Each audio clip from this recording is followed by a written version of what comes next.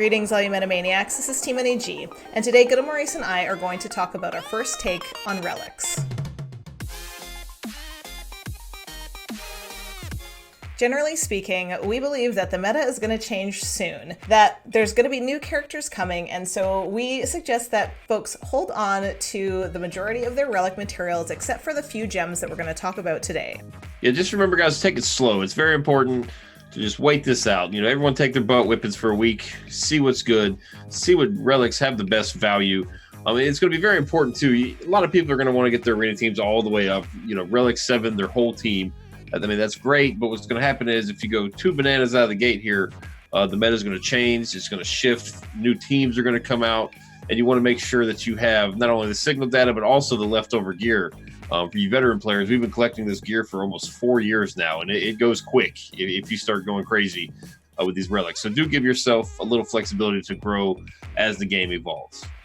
The good news here is that the counters seem to still be working. Now, sometimes when we get a new character, a new game mode, it takes a few days and people figure out different modding, so that might change. But really right now, there are teams that are actually working even better with the relics than they were before. Good and Maurice will talk about one of those and we'll show some footage from them, but we're looking at the 88 Nuke team, CLS, Jedi teams, and Padme are all kind of going ahead and working. Clones, we're still kind of figuring out, we need to get some more footage on that, but that's the good news, is that people are still able to climb with their counter teams against Darth Revan when they are 4, 5, 6, 7 relics. Well, if you guys look at the meta report on SWGOH, you'll see that IG88 has become the third most popular leader in all of the arena servers across all the lands. So, and this team does still work. A lot of people, when this came out, they were like, death to the free-to-play. Well, what am I going to do about Arena? And you can still keep up in Arena. I've got my General Grievous completely free-to-play, just with your, if you refresh Cantina a little bit, so you can get him probably up in 4 or 5 days to about Relic 4 or 5. And then that is going to be good enough to take out. I've got all 7 Relic Sith Empire teams on my shard, the gear, or the Relic 5. Grievous is still working, and he's working well. You get a lot of extra crit chance to play with, so if you can get the secondaries you need and keep that crit chance up, it's much more realistic now, that you can put a crit damage triangle on this team. So that's you're going to pump out even more damage. His mastery is kind of meh. He does get offense, but he gets a massive amount of health from the Relic himself, and that's more health, more base health, that these percentage-based health mods are going to be increasing. So you're going to get a nice damage boost from that. So that is an option, especially for the free-to-play. If you guys want to devote, like I said, 4 or 5 days to maybe getting Grievous up to snuff, I mean, you've got an option to probably kill almost anything in the game with your Grievous. That's one character that you can use for multiple game modes. So that is an option for those of you that are concerned about the arena. And one of the things we're going to talk about is health and offense, physical and special damage, as being those kind of two areas that are most affected by relics. Good and Maurice, let's just have a little PSA for a second and talk about why people need to be focusing on percentage stats within their mods. You guys, particularly on the health side of things, your percentage-based secondaries are going to be much better. 3 rolls into a health percent stat is probably going to net more health than a flat 3 roll of, say, 1,000. And there are characters like Barris gets over 100% extra health once you max out her relic, or 7-star, whatever you want to call it, her relic. Jolie's another significant character, 91%.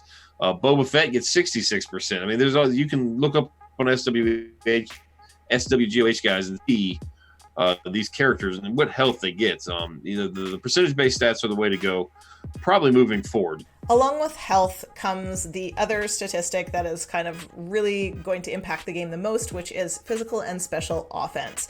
Now, there's characters that are really, really important to our game that don't necessarily get a 200, 300% increase for offense, but they are seeing massive, massive gains. An example of this is Grandmaster Yoda. We've seen Grandmaster Yodas pushing 13,000 special offense, Anakin Skywalkers that are hitting for 60, 70,000 on a basic, and and Hans that are one-shotting HK-47s right off the bat. We've got some footage of that from Chill, who's continuing to use his CLS in Arena.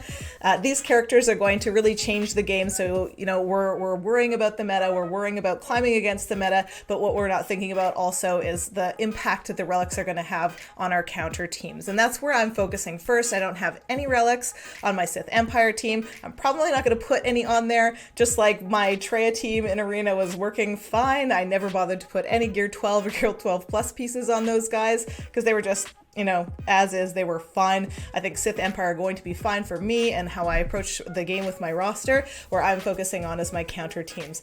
Anakin, Han, Chewie, Grandmaster Yoda. I'm thinking of doing these damage dealers that are going to make the game for me like a lot more fun. I love big hits and that sort of thing. So that's where I'm focusing.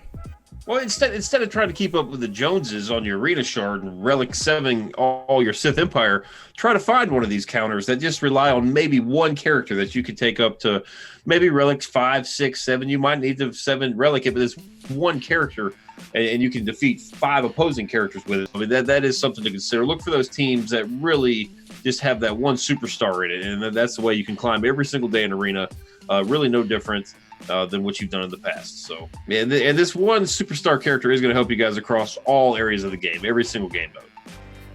Thank you for joining us. That's our little first take on Relics. Join us on Tuesday night at 10 p.m. Eastern Standard Time. Well, we're going to for sure be talking about this more. You can also join our Discord at discord.io/Operation Metaverse. Find out about all the things we have going on on our channel with operationmetaverse.com, and consider joining our patron community. Our patron community is one where we do workshops every month. We also do remods, and this month we have a very special workshop that I'm very excited about, where we're going to teach people all of the math and the calculations behind how to clock tunes within each squad in Star Wars Galaxy of Heroes.